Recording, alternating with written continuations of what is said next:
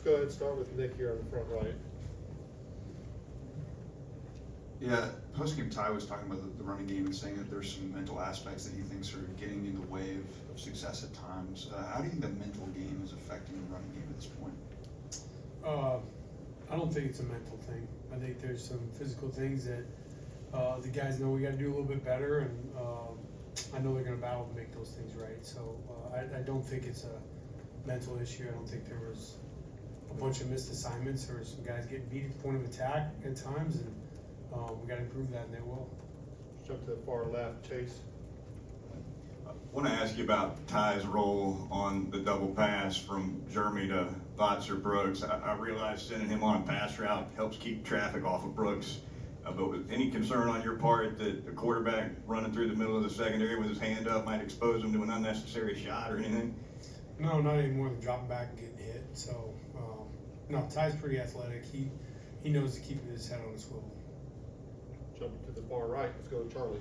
When you're watching that Oklahoma defense, what kind of jumps out to you immediately on film? Very multiple. They do a great job. Coach Venables has obviously been around a long time, knows how to do it.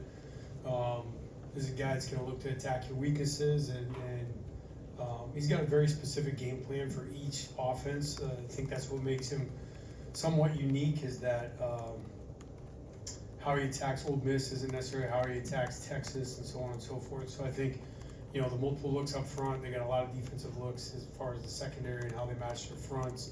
They do a really good job mixing that up, utilizing their personnel in different ways. They got a big kid, number 5, who it's kind of like the Simmons kid they had at Clemson. They move him all over the field. He's super athletic.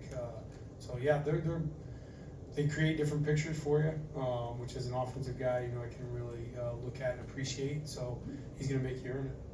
Let's jump to the second row on the left to Will. Coach, what are some of the strides and steps you want to see your offense take in the downfield passing game?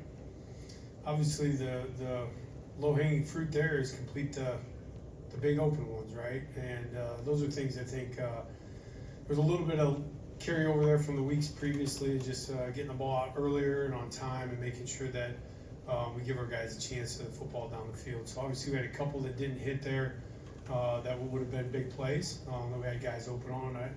I think some of those things you can overthink at times, where we've seen those guys make those plays a million times out of the practice field. So just getting in a situation where we feel better about when that ball's coming out, staying on time with our footwork's matching the throw, and just staying confident in that process. Let's jump to the front row, Colin. What attributes or characteristics would you define to a good run blocking offensive line, and do you see that in your current offensive line? Yeah, I see it. They're there. A big part is being able to handle movement, and then just having, bent knees, low angles, tight hands, and tight feet.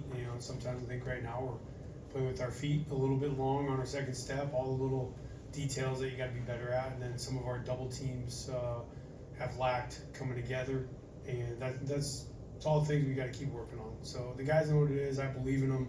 I know that they're going to be able to get it done, and we just got to stick to the process. Right now, if we continue to just what I told the guys was, if we're only focused on the outcome right now, I think that's part of the problem, is there's too much noise going on where they're listening to the narrative of we can't do this, we can't do that. We got to focus on what we can do, and there's some things we're really good at, and it is not showing up right now, but it will. And we got good players that are committed to the process, and we're lucky to have them.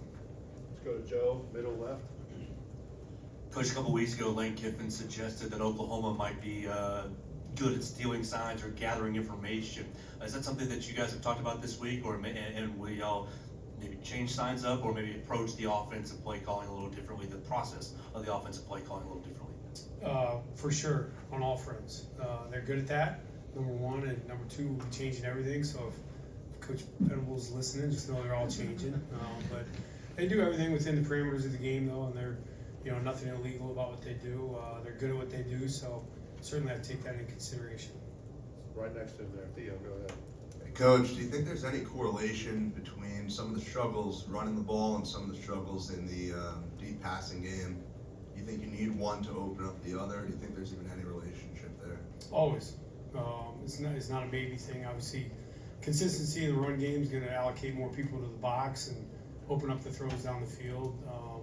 You know, I think as far as opportunities, you know, for not having a ton of success running the football on Saturday, I thought we had really good opportunities to get the big shots down the field. And it didn't feel like it after the game, but I think 4 of our top 12 explosive plays on the season happened on Saturday night. So we had some big hits, but that's how you got to keep people out of those types, you know, heavy boxes, a lot of people in there trying to make it hard on you, you know, blitzing, things like that. You got to make them pay. And we just didn't enough. And we had probably 3 other hits that would have been, you know, 40-plus yard completions. Those are the ones that eventually when you hit 50-yard touchdowns and things like that, they will stop doing it. So it's our job to make sure that they stop doing it. All right, let's finish up with Katie, right on the left there. Oklahoma leads the country in tackles for loss. I think it's top 5 in sacks. So just kind of what's the message to the offensive line this week about, you know, holding strong along the line of scrimmage?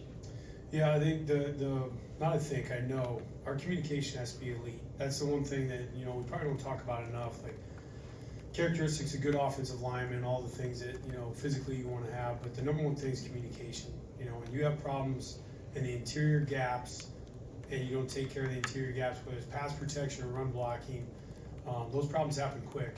And when we have problems on the inside, that's where the TFLs and the sacks come from. You know, quarterback's eyes will drop from pressure and people being in his face when it's in between the tackles. If stuff happens outside the edge, you know, typically you can deal with that, but interior issues are where you get behind the chains, whether it's a 4-yard loss on an inside zone run or, you know, it's a sack, a guy stepping right up the B gap. Those are where all your problems happen. And to me, our guys just we got to have a great week of communicating at the line of scrimmage. And that's the thing, you know, we really challenge the guys with, because they'll go after this and they're going to be excited about the process with Parker. And, you know, everybody just listening to Parker and what he says is what we're doing, and stick together with one count, because if you're going to be wrong together. It's going to make sure that as simple as it sounds, if you're wrong together, the problem will be on the outside, not on the inside. If we're all moving the same direction. So we can't have half the line doing one thing, the other half the line doing the other part. And if you stick to that, you'll always have a chance, whether you're protecting Ty or running the football. So we got to do a great job of that this week, and certainly Oklahoma will challenge us on that. All right, thank you, Coach. Yep, thank you.